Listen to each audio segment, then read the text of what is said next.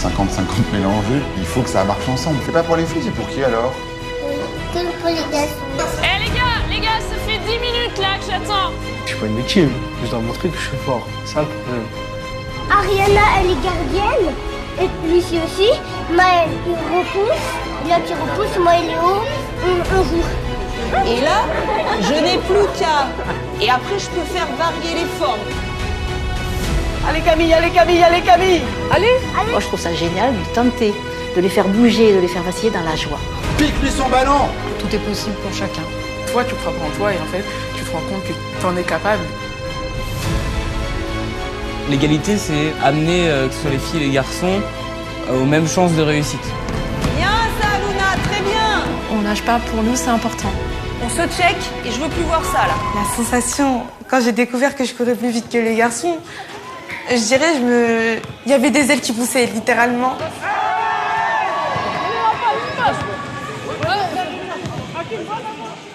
Dites-moi ce que vous avez ressenti. Merci beaucoup. Comme je te l'ai dit en arrivant, j'ai été très touchée par le film. Bonjour. Moi, j'avais vu aussi un documentaire avec Nicolas Barre qui avait été projeté au ministère, je crois, sur le sport. Et je voulais savoir, c'était... Enfin, du coup, je sais plus qui avait fait ce documentaire. C'est moi. C'est toi ? Ouais. D'accord. Bah, super aussi. Moi, je l'avais passé... en fait, je faisais de l'égalité filles-garçons au niveau de l'INSPE. Et puis, donc, j'avais passé ce film-là. Moi, quand je l'avais vu, j'avais les larmes aux yeux aussi, parce que c'est vrai que c'est... Et puis après, je l'avais envoyé, parce que moi, du coup, je suis prof en collège. Et puis, j'essaie de faire de l'égalité filles-garçons. Et je l'avais envoyé aussi aux profs de PS et puis à tous les profs. Mais du coup, oui, comment on fait pour que tu viennes faire des projections dans les collèges? Comment ça se passe? Tu vas loin? Alors, le film, il est aidé pour sa distribution, il est aidé par le SNEP, donc le syndicat des profs de PS.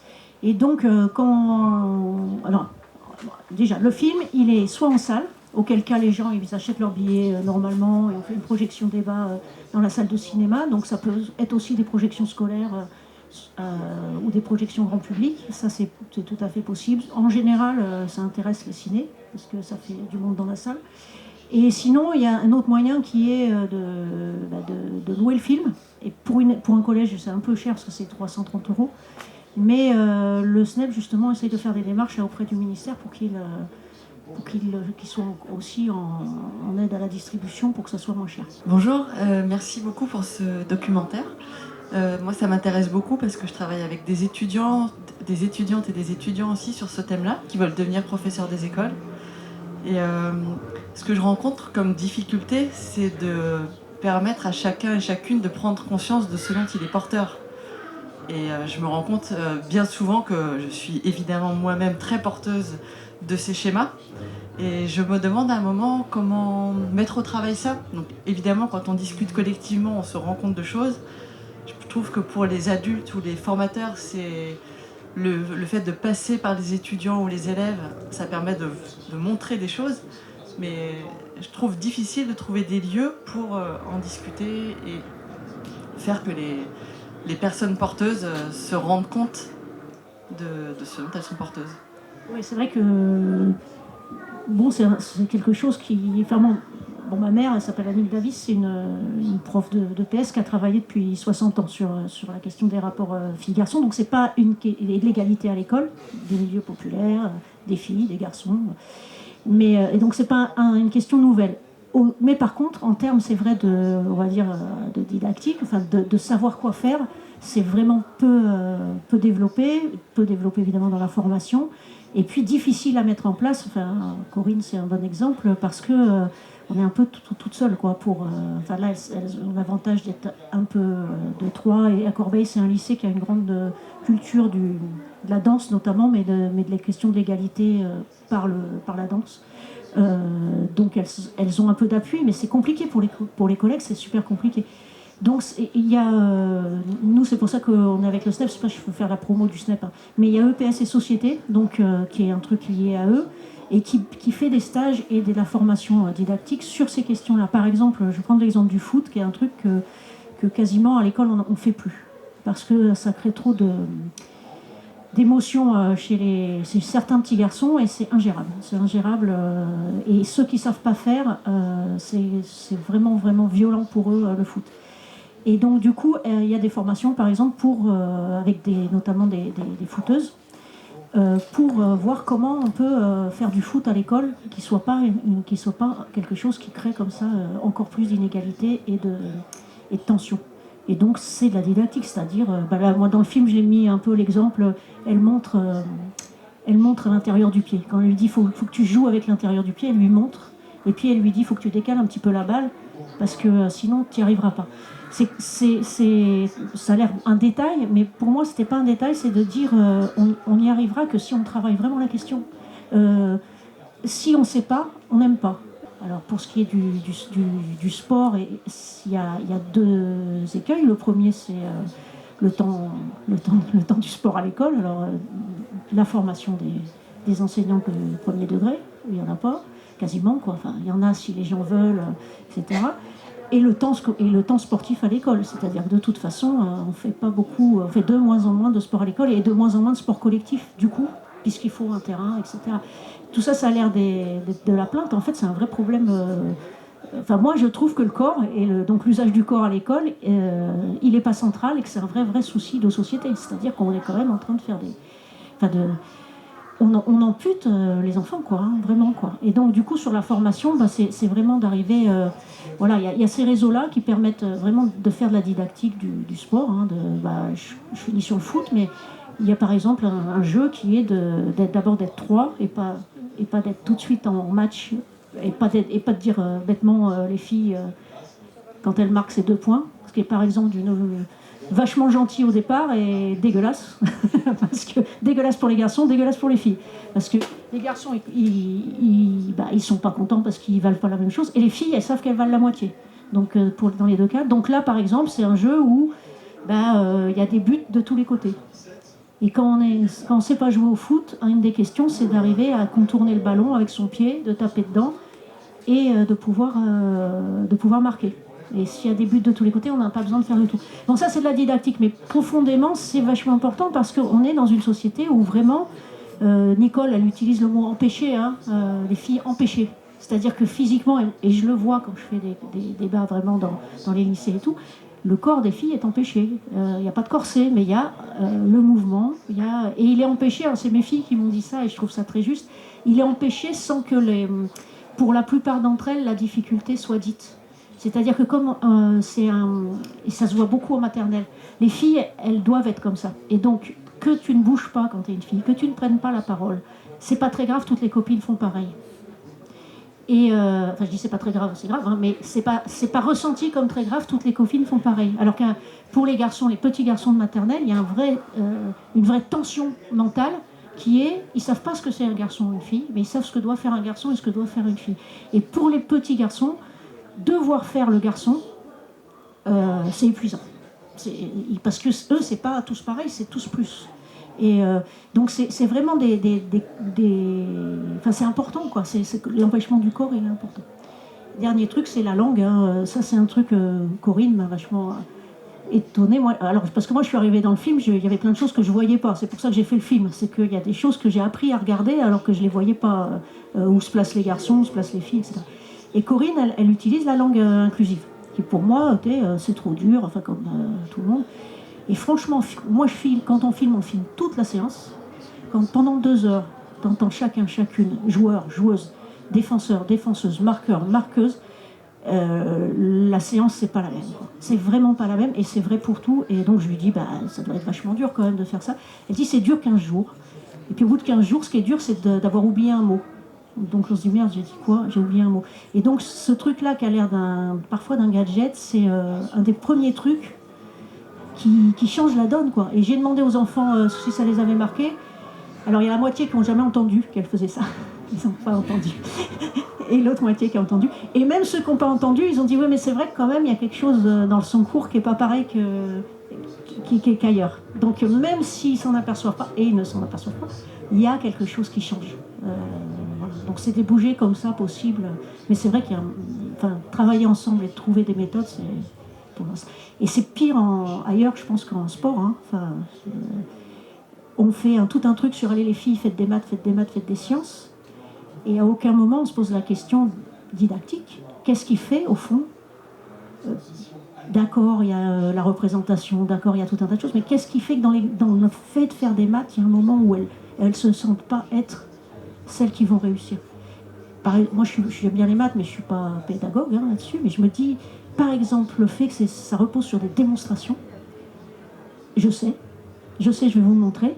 Alors, je ne dis pas qu'il ne faut pas faire de démonstrations en maths, mais je dis comment on fait pour que les filles, donc, et tous ceux, mais plutôt les filles qui pensent qu'elles ne savent pas, et que ce n'est pas à elles de le dire, se sentent capables de faire une démonstration mathématique. C'est des questions inverses en français. Les filles ont 10 points de plus au bac, quel que soit le milieu social en français. Qu'est-ce qui fait que les garçons n'ont pas l'activité langagière des filles? Qu'est-ce qui ferait qu'on pourrait, au théâtre, créer la capacité des garçons à se sentir à l'aise dans la capacité langagière, qu'ils n'acquièrent pas. Voilà, c'est toutes ces questions, c'est vrai que c'est... Juste une petite référence que j'ai découverte récemment. C'est un documentaire qui s'appelle Toutes musclées sur Arte. C'est 4 épisodes de 15 minutes et qui montre la conquête du sport par les femmes et toutes les injonctions auxquelles elles sont soumises dans l'histoire. Et c'est vraiment génial. C'est hyper intéressant et il me semble que la footballeuse... Ouais, elle est... C'est comme ça que je l'ai rencontrée. Ah d'accord, voilà. C'est vraiment intéressant. Merci. Vous parliez de corps empêché chez les petites filles. Alors, souvent, on se pose la question, quand on est dans le domaine de l'enseignement, par où commencer, quoi. Bon, là, on voyait plein de pistes, plein de clés, mais des fois, voilà, on voit des situations pédagogiques où c'est pas le début, mais en fait, des fois, par où doit-on commencer? Et cette histoire de corps empêché, donc moi, je suis dans la danse, j'interviens en milieu scolaire, et donc moi, je suis exaspérée par la situation, par exemple, des cheveux lâchés, qui pour moi est un point de départ à l'empêchement du corps des filles de bouger. Là j'interviens encore dans une nouvelle école, je découvre des petites filles avec des bandeaux de princesses, des tenues. Les chaussures. Voilà, au niveau de la motricité, c'est juste impossible. Elles ont des jupes longues, alors en fonction des milieux scolaires, on travaille des fois quand je suis dans les milieux privés très privilégiés, alors les jupes longues, Jacadi, qui peuvent pas bouger, enfin et tous ces trucs dans les cheveux qui font que ça gêne, et puis en plus ça gêne après au niveau du travail, etc. Donc voilà, c'est un truc qui déjà scolairement parfois, et c'est vrai que quand j'en parle avec les instits, enfin ouais, mais c'est vrai, on oublie, elles ont déjà ils ont déjà tellement de taf à gérer, mais c'est vrai que c'est voilà, déjà un premier pour les petites filles en tout cas, c'est à Valence, là, donc la maternelle, donc il y a sport tous les jours. Donc officiellement, on peut pas venir autrement qu'en basket, ou alors on laisse les baskets à l'école, ou on vient en basket à l'école. Donc normalement, la tenue de sport c'est pas obligatoire. Il y a sport tous les jours, donc il faut venir en tenue de sport. Et malgré ça, il y a rugby en jupe plissée. Quand on voit on a vu rugby avec les cheveux, les petites les collants, les jupes plissées. Et rugby en collant, faut y aller, quoi. Ça glisse. Et même si c'est un endroit où il y a sport tous les jours, où ils font vraiment un travail de fou sur la question du sport, et quand même, tous les jours, il y a des petites filles avec des jupes et des chaussures. Les chaussures de sport, bon là, c'était l'été quand je filmais dans l'école primaire, elles sont en sandales, quoi. Elles vont jouer au foot en sandales, quoi. Et elles savent qu'il y a sport. Donc il y a vraiment... c'est ça où moi j'ai découvert, et je pense que beaucoup de parents peuvent découvrir, c'est qu'on n'y pense pas, quoi.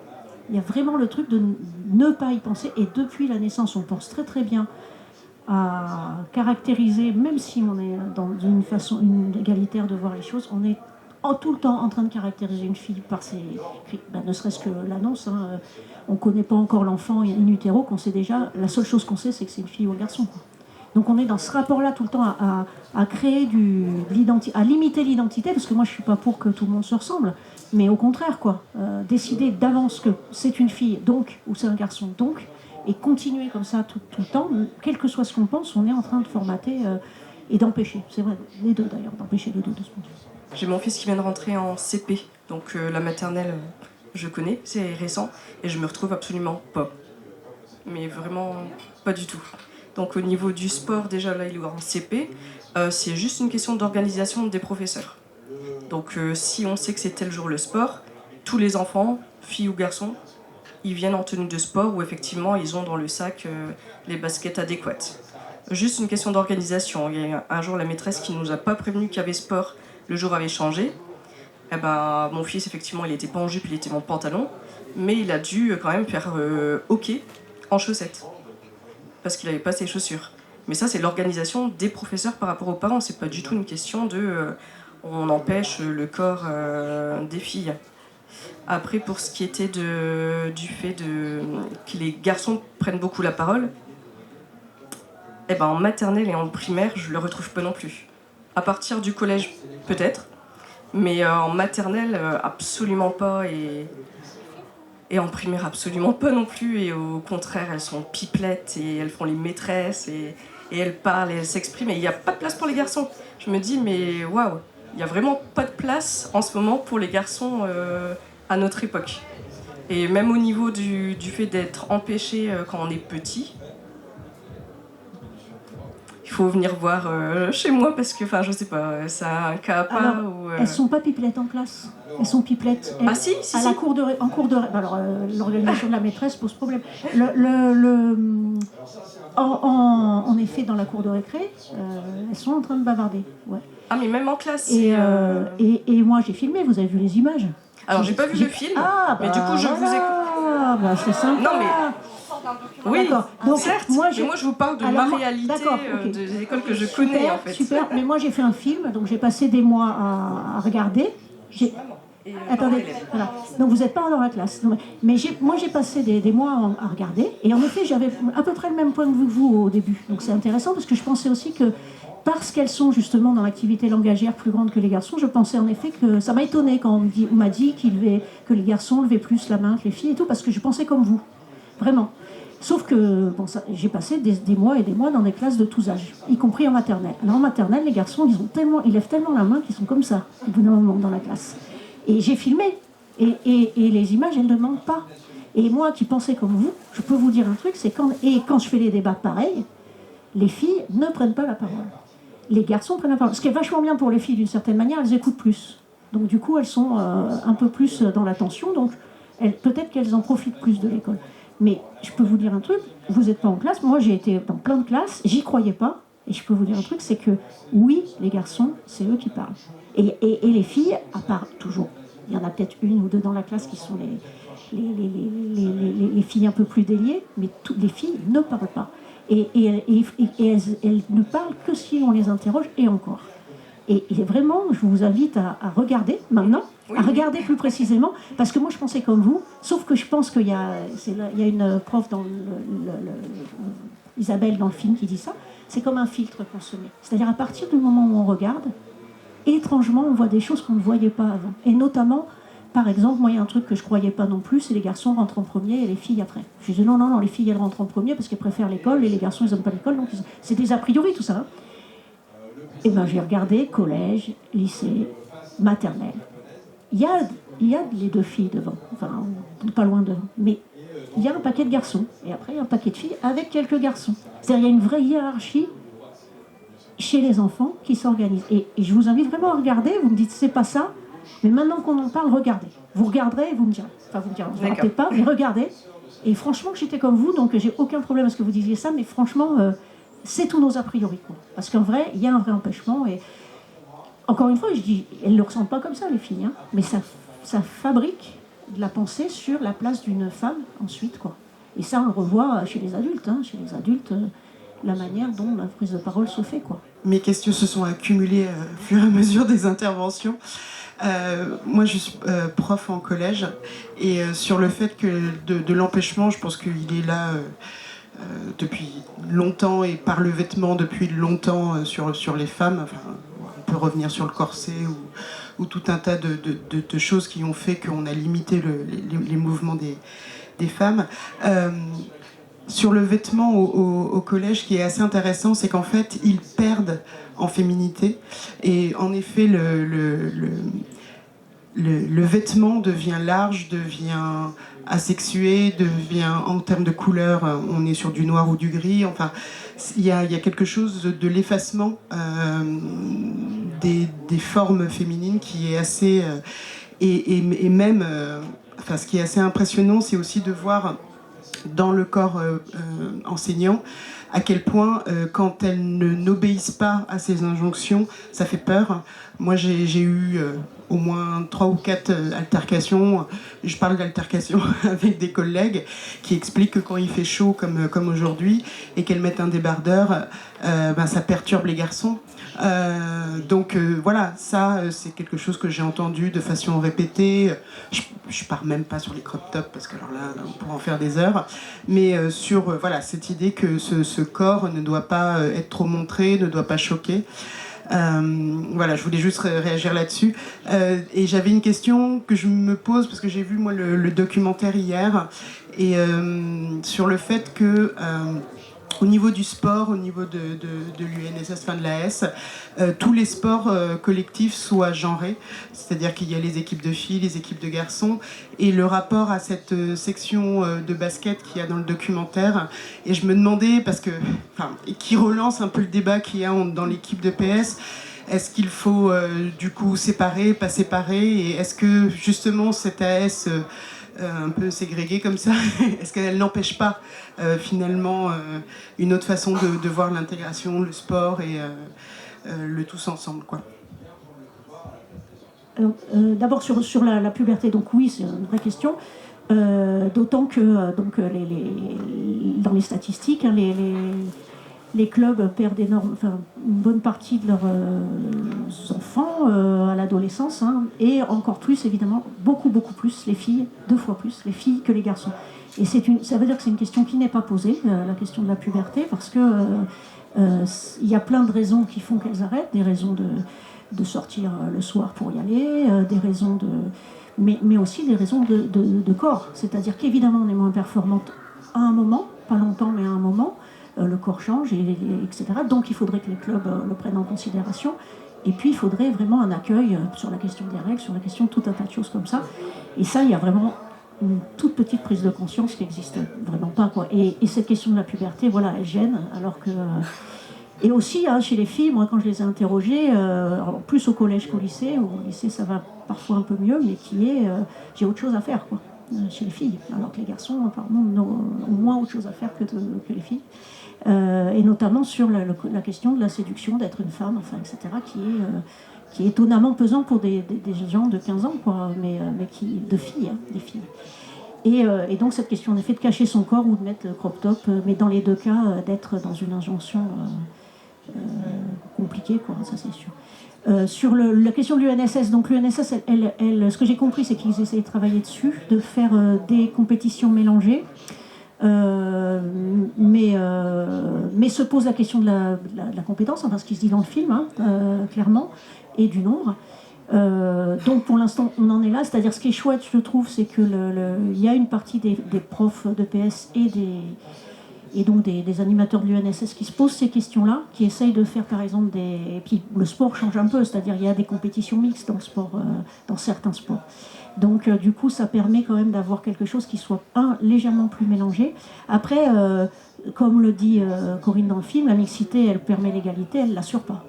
Elle peut être le cas contraire, elle peut mettre en difficulté fortement et les filles ou les gens des milieux populaires, vraiment la question de la mixité c'est qu'on est ensemble. Et donc être ensemble ça veut aussi dire mettre les inégalités visibles.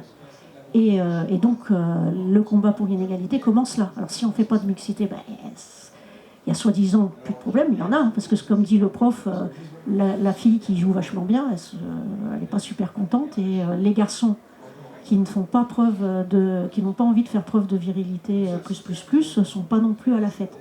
Et donc en effet, il y a une vraie discussion non dogmatique, et c'est pour ça que j'ai mis la discussion entre profs, sur comment on peut faire. C'est-à-dire, ce que je trouve très beau par exemple chez Corinne, quand elle parle des équipes, on les voit écrire au tableau, et elle dit, faites vos équipes, réfléchissez à la vitesse de course, à la capacité à aller vers l'avant, à la taille, etc. Elle met des critères objectifs à l'équipe, et pas des critères sexuels. Et là, tout d'un coup, c'est réel. C'est vrai que si t'as pas alors, pour l'instant, en effet, il y a moins de...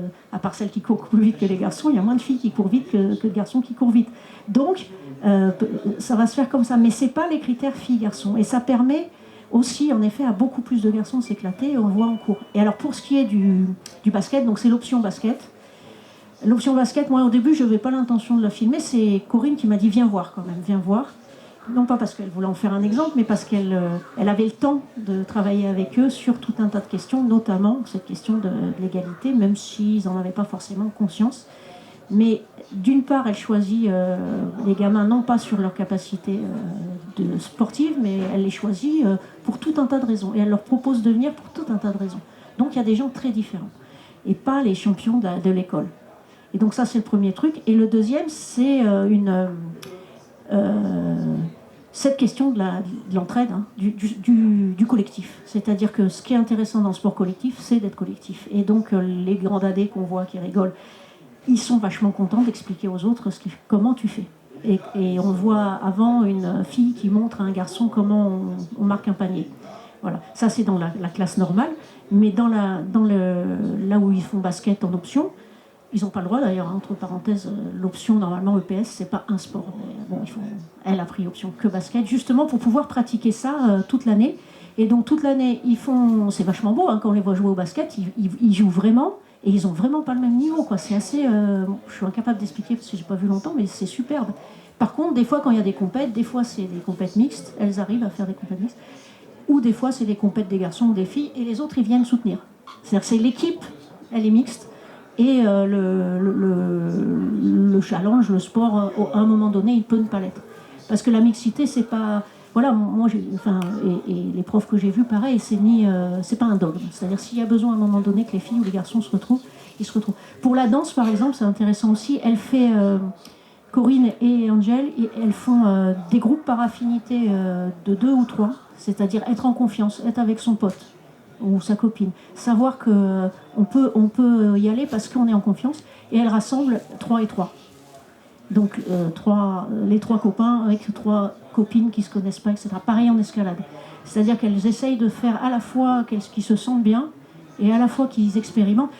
Et ça, c'est vraiment le truc que j'ai découvert, parce que peut-être que j'étais un peu babacool là-dessus. Le côté obligatoire de l'école, c'est génial. C'est-à-dire que c'est obligé. Et comme c'est obligé, mais que c'est pas dans la violence, on voit hein, que Coco, elle est tout sauf brutale, mais c'est obligé et tu vas expérimenter des choses que tu ne connais pas, que tu n'as jamais fait, que peut-être tu feras plus jamais.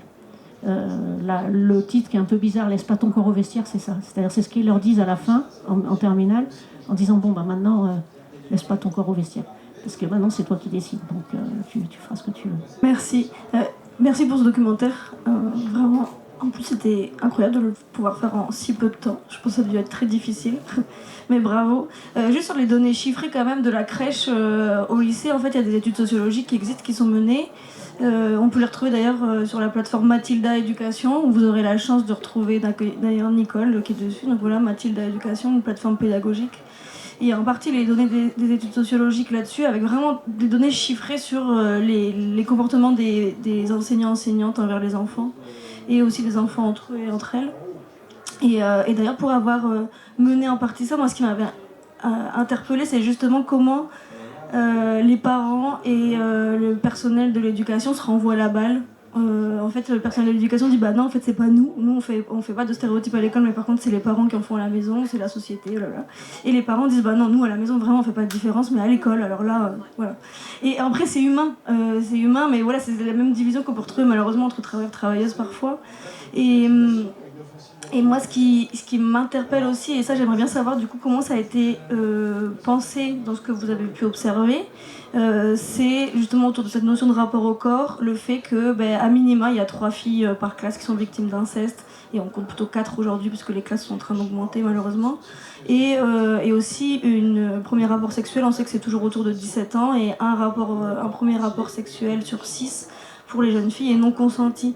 Et du coup, moi en fait, le fait de à chaque fois qu'on veuille dire il faut de la mixité, ouais dans le sport c'est important, mais comment on réfléchit aux conséquences en fait de ces actes pédocriminels et des agressions sexuelles de façon générale envers ces jeunes femmes, quoi. Oui, en plus moi quand je filmais il y avait le procès Mazan, donc le pas tous. Donc, évidemment, je n'ai pas évoqué ce sujet-là parce que c'est un sujet en soi. Mais en tout cas, ce qui m'a porté, moi, d'abord, c'est de montrer qu'en effet, c'est une question de société, même en quasi anthropologique, et pas une question simplement de la faute des uns, la faute des autres, etc. Mais vraiment une question anthropologique. Comment on élève nos gamins, y compris au début, à la crèche, etc. Et qu'est-ce qu'on pourrait faire ensemble pour modifier les choses. Et je trouve qu'une des choses qui se voit dans le film et qui m'a, moi, beaucoup marqué quand je l'ai filmé, c'est la question du toucher. C'est-à-dire que faire du rugby, faire de la danse, c'est aussi poser la question de ce que c'est que se toucher. C'est-à-dire que la non-mixité, c'est on ne se touche pas. Et puis, on ne sait pas ce qui est du domaine du consenti, de pas consenti, et puis bon, on grandit dans nos fantasmes. Là, le rugby, la lutte, la danse, etc., c'est des questions y compris de comment on se touche. Et qu'est-ce qu'on accepte quand on se touche, et qu'est-ce qu'on n'accepte pas, et qu'est-ce qui fait mal, et qu'est-ce qui fait pas mal. Toutes ces questions-là, c'est des questions de pédagogie, mais qui ne sont rarement posées. Les scènes de danse, là, sur « je peux te toucher, moi ça ne me gêne pas », etc. Tout cet échange entre une prof et un élève, il est extraordinaire, en vrai. Il devrait être ordinaire, d'ailleurs. C'est-à-dire, le gars, le prof, quand il dit « ça me gêne, je ne peux pas », etc., on l'a mis exprès parce qu'on peut l'entendre, ce qu'il dit. Il n'y a rien de scandaleux dans le fait de dire « je travaille avec des ados, j'ai peur qu'ils se touchent, je ne sais pas faire, etc. » Mais je trouve aussi beau la entre guillemets, réponse d'Angel, qui demande à un garçon si elle peut le toucher, qui lui dit « tu peux mettre la main sur mon épaule, ça ne me gêne pas », et qui fait faire aux enfants de la danse. Donc on se touche, en danse on se touche, en gym on se touche, en rugby, en lutte, etc. Enfin bref, en sport, le corps, on le touche, mais apprendre, et le sport c'est un des endroits quand même d'agression sexuelle assez fort, le vestiaire c'est un endroit d'harcèlement assez fort, donc c'est une vraie question de dire on va pas on va pas être simplement dans l'alerte, attention, etc. On va être dans l'apprentissage de l'autre et de ce qu'on peut faire ensemble. Et qu'est-ce qu'on peut dire, et qu'est-ce qu'on a le droit de dire, ça me gêne, ça me gêne pas. En danse, on peut être pieds nus et puis on peut se toucher. Et puis on peut se toucher, ça ne veut pas dire que tu peux toucher n'importe comment et n'importe qui. Moi j'ai filmé pour un autre film un mec de l'Opéra de Paris, il dit on a quand même mené une bataille de titans pour qu'ils arrêtent d'agresser sexuellement les filles en danse à l'Opéra de Paris, quoi. Donc toutes ces questions-là, si on les joue pas, si on fait que être dans la morale, ça marche pas. Moi je trouve que justement la question du corps, c'est-à-dire de s'autoriser à le faire exister à l'école, de s'autoriser à dire que voilà comment on fait, comment on joue, comment on fait de la lutte, on s'attrape, etc.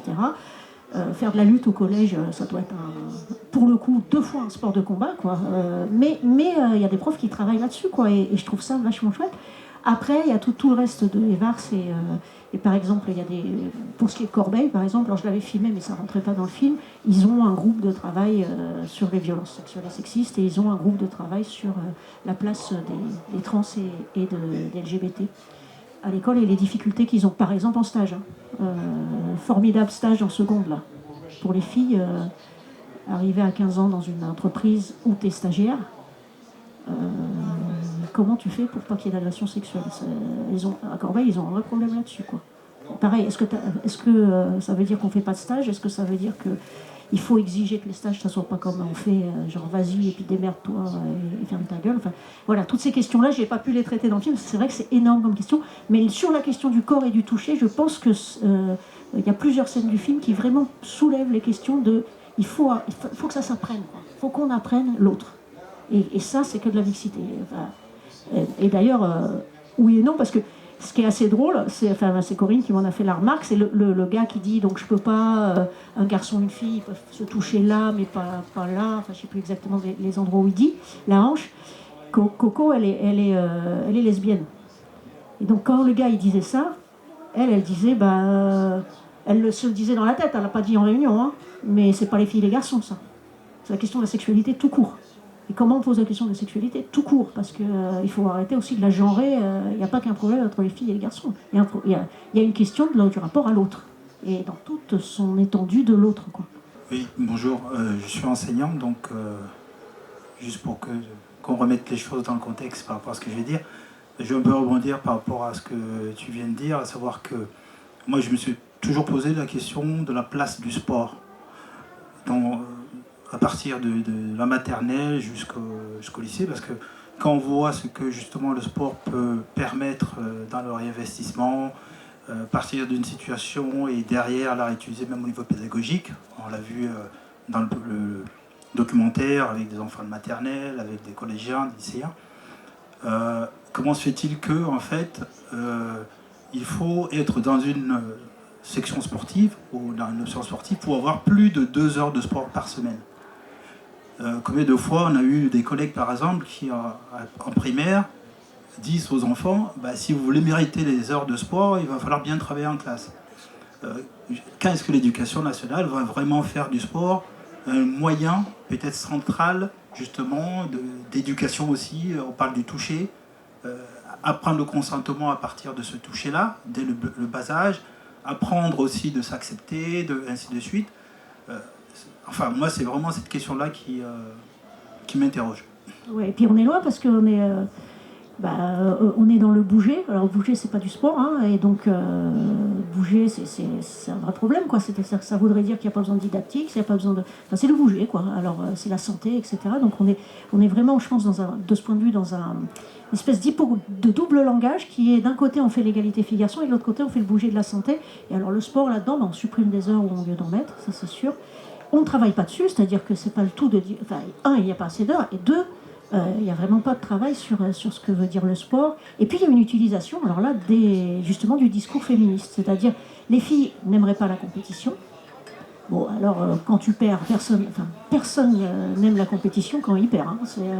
Tout le monde aime la compétition s'il a une chance de gagner, les filles comme les garçons.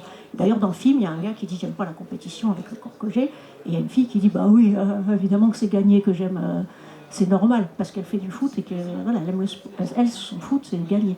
Et donc au sein du ministère, c'est plutôt utiliser. Les filles n'aiment pas la compétition. Donc il faut, le sport co, il faudrait peut-être arrêter un peu tout ça, et puis c'est des critères, machin. Donc pas de sport co, puis c'est bien parce qu'il n'y a plus besoin d'installation aussi, donc c'est pas mal. Et d'intervenants, donc c'est super. Le sport co, on arrête, on fait du bouger, on fait donc du parcours en maternelle, on saute sur un pied, là, vous connaissez tous. On fait du... Alors pour les filles, maintenant au bac, il y a le step. Les filles, elles peuvent faire du step au lieu de faire du sport co au bac. Il y a des... aussi, je me rappelle jamais du nom, mais il y a un truc, c'est le courir pas vite. Bon, pareil, au bac. Tu peux courir longtemps, mais pas vite, je sais pas quoi.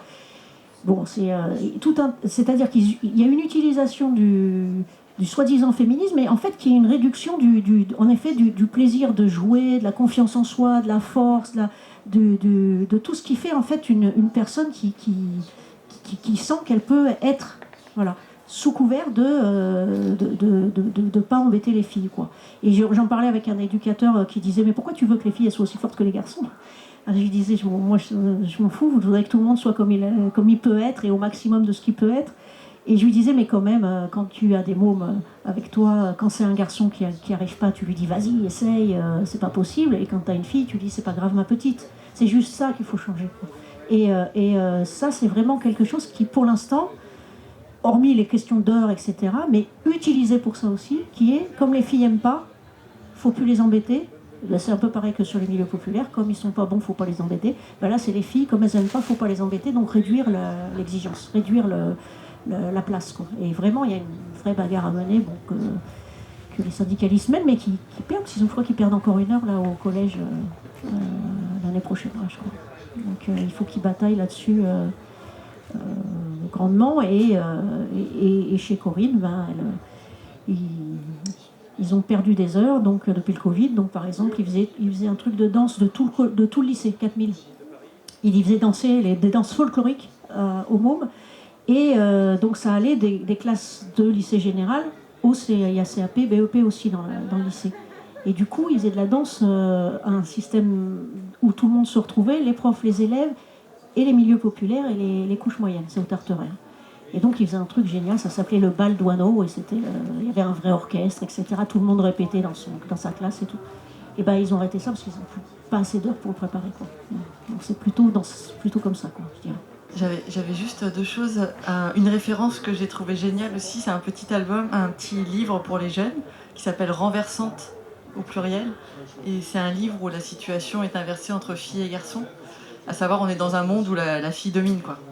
Donc toutes les situations quotidiennes sont inversées. Et c'est génial parce que ça permet de prendre conscience de plein d'inégalités qui sont véhiculées. Moi, c'est vraiment le problème de la prise de conscience qui me travaille.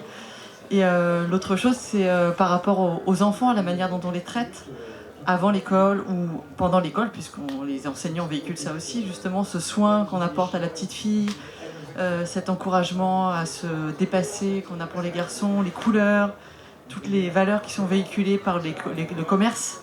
C'est vraiment quelque chose qui est massif et qui est très difficile à éviter. Ouais, c'est vrai. Mais bon, l'école a beaucoup permis de modifier la société, donc j'y crois un peu. Par exemple, il y a les remarques sur les carnets, hein. Très volontaires, très appliquées. C'est qui est volontaire, c'est qui est appliqué. Moi, je croyais que c'était arrêté, pareil. Tu regardes les appréciations, c'est incroyablement genré. Gentiment genré, mais incroyablement genré. Et pareil, un truc bête, comme à Valence, ils travaillent beaucoup, alors depuis le film encore plus sur ce qu'ils font. Et par exemple, ils se sont aperçus de l'accueil. Oh, t'es belle, aujourd'hui t'as mis une belle robe. T'es beau, dire t'es beau, c'est hyper rare en fait. Pourtant ils sont très beaux. donc voilà, donc ils travaillent ça, s'ils disent t'es belle, ils disent t'es beau. C'est un peu du travail important sur soi. Mais c'est vrai que bon, y a un truc de fou. Moi j'y croyais pas. Quand on marche, il faut essayer, comme ici c'est hyper ouvert, il faut essayer dans les allées. Quand on marche sur un trottoir, qui se pousse. Et alors là, moi, j'y croyais pas 2 secondes. Alors j'ai fait l'essai. Alors la première nouvelle, c'est que je me pousse et que moi, je suis quand même quelqu'un qui a vraiment été élevé garçon manqué ou fille intrépide, comme on dit. Mais je me pousse quand même quand je marche sur un trottoir, quand il y a quelqu'un en face. Et la plupart des hommes, pas du tout forcément machistes et de mauvaise volonté, se poussent pas. Et c'est assez drôle parce que ça veut dire que c'est vraiment inscrit dans nos corps. Encore une fois, il n'y a pas de volonté de mal faire chez les uns et chez les autres. C'est juste que ça veut dire qu'anthropologiquement, on a vachement de taf, quoi, dans la gestuelle, dans ce qu'on fait. Et vraiment, je pense que, moi, le film il sert à ça, mais il y a un vrai filtre à se mettre personnellement sur ce qu'on fait. On ne peut pas le faire tout le temps. Moi, j'ai 5 petits-enfants. Les garçons font du sport de combat et du foot, les filles font de la gym. Je m'y fais. Mais le foot, 60% des filles n'ont jamais eu de ballon à elles quand elles arrivent à l'école primaire. Voilà. Elles n'ont pas eu de ballon à elles. Alors, elles n'ont pas demandé non plus, hein, mais en fait, elles n'ont pas eu de ballon à elles. Et quand à Valence, ils ont demandé qu'il y ait un ballon par... c'est une petite école, il y a que 3 classes. Ils ont demandé un ballon par élève, 90 donc. Et le projet n'a pas été retenu par l'éducation nationale et ils n'ont pas eu leurs 90 ballons. Voilà, donc il y a encore pas mal de boulot, quoi. Donc oui, vous pouvez voir le film. Donc il y a un site qui est notre site de notre boîte qui s'appelle droital'image.com. Il y a les dates de projection qui existent déjà. Et si vous voulez faire des projections, que ce soit scolaires ou dans des établissements ou en salle de cinéma, vous écrivez. Je crois qu'il y a l'adresse mail et puis du coup on peut organiser des projections partout sans problème. Voilà. Merci à toi. Merci pour ça.